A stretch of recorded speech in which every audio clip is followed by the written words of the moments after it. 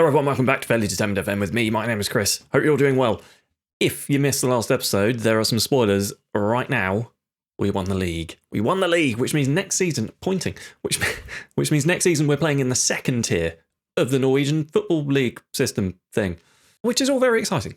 But we do have a massive problem. And to illustrate that massive problem, let's have a look at my squad planner. This is the massive problem. We, at the end of this season, because none of the players want to sign a contract renewal. None of them. All these players here are ones who are already going to be here until 2023. Everyone whose contract is expiring in about a month and a half's time do not want to re-sign.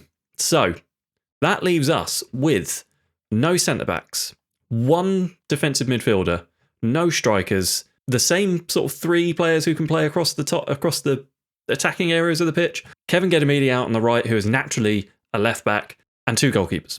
We need some players. What we're going to do this episode is have a look for some players based on the statistics generated by our current players. So I've got to do this now before we progress any further. So the must-respond stuff is, end-of-season team meeting and club and vision expectations. Before I do any of this stuff, I need to go and grab some data because it's going to disappear because Football Manager doesn't keep historical player data for some reason. We've talked about that before. What I've done is I've created this stat attack squad view, which has got the current best 11, most of whom are leaving, how many minutes they've played, their average rating, some defensive stats, some general play stats, and some offensive stats, and the hierarchy, because if you don't have the hierarchy, goals per 90 for some reason disappears off the screen and you can't see it.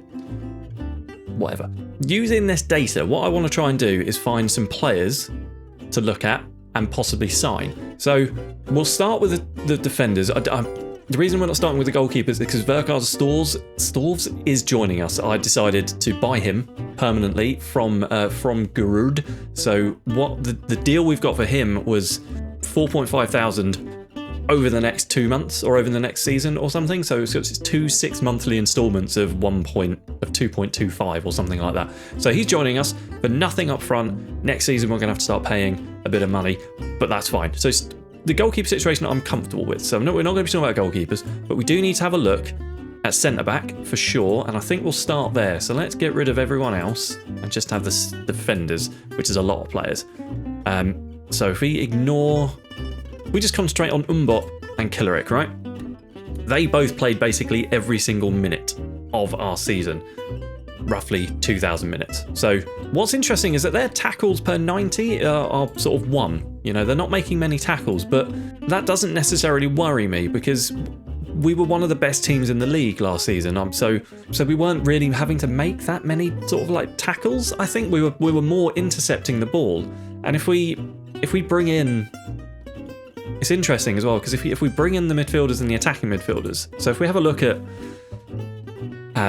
where are we looking? Pressures completed per 90 minutes. So if we have a look at Mindseth, Lil Lovo and Lynn Christensen, pressures completed per 90 minutes were higher than our defensive players. Not higher than our wide defensive players, but every single sort of like wide attacking midfielder and central attacking midfielders completed a lot of pressures. And then, if you have a look at our interceptions per 90, Umbop and Killerik have got quite a high stat for their interceptions, which says to me, if we're looking at how many pressures that these guys completed, they were forcing defensive mistakes and punted clearances, which allowed Umbop and Killerik to just mop up interceptions, which is why they weren't making many tackles, is what I think. So, obviously we're going up into a higher league, so I'm going to be looking for better tackling than 1, but I think from a minimum, it's going to be 1 tackle per game for each of them. Possession 1 per 90, they're both around 33, 32, so I think we're going to take 33 as the sort of baseline for that. Headers 1, again, I think we're going to take 22 as the baseline for that, and interceptions we're going to take 6. Right, passes completed or pass completion ratio is quite low. I'm going to be looking for 80 there at least, and then the rest of it, I'm not bothered about any of the attacking stats.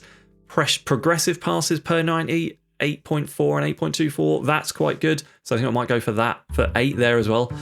So let's jump over into the player search screen and see what we can find. This has just become my least favourite part of Football Manager.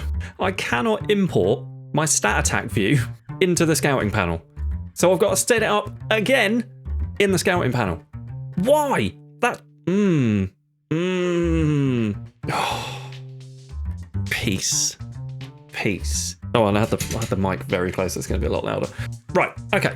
I had to include our players because initially I wasn't getting any results. And it's because tackles per 90 minutes, for some reason, you can only set between 0 and 2.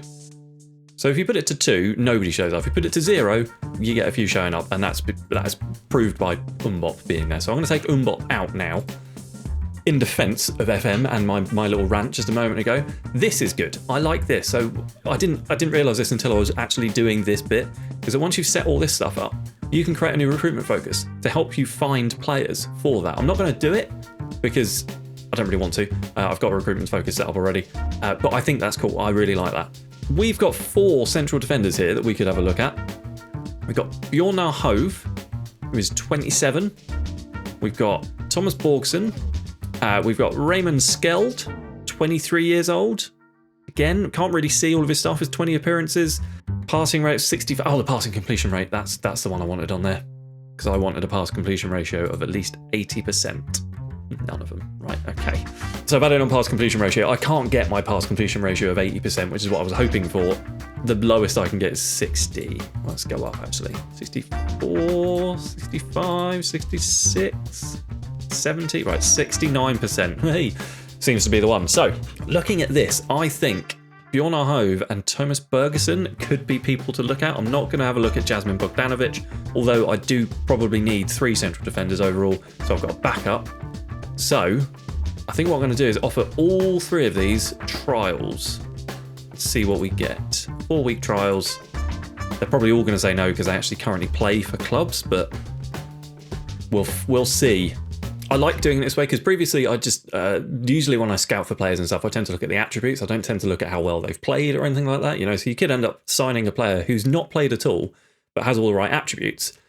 However, in practice or within a match, he might actually be a bit rubbish, you know? So I quite like this way of doing it. It's going to be a bit of a short video. I'm not going to take you through doing this for every single position that I'm looking at, but I am going to go away and do that. And then in the next episode, we're going to have a look at how it's. I think for the next week, it's going to be sort of a squad building, transfer heavy sort of week of episodes.